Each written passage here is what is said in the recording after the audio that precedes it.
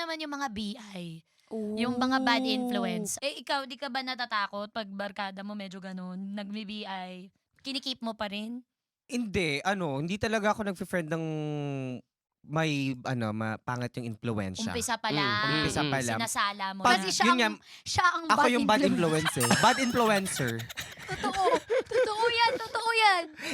Totoo naman yun. Ako naman yun. Ayaw Pero niya kasi, ng iba. Kasi nga bida-bida nga siya, di ba? Ayaw niya ng iba. Gusto niya siya lang yung bad.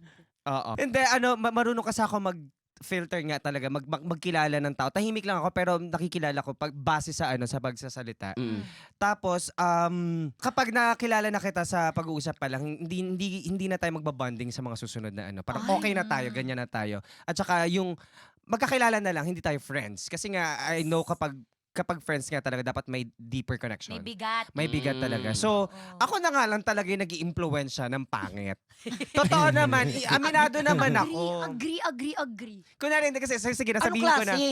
Kasi one time, nung pumunta kami ng Phuket, Phuket? ng Thailand, ng Bangkok. Ah. Syempre, marami, open yon. So, may mga babae nagpipingpong, may mga lalaki. Ganyan. Inumplewa. Kasi kasama ko yung jowa ko. Parang ping-pong. Punood kayo ng mga So, yung may mga lumalabas na Ito ping-pong di- sa... paliwanag ko na. Ito yung kifailam eh. Das ginosok yung sa lalab. Stupid!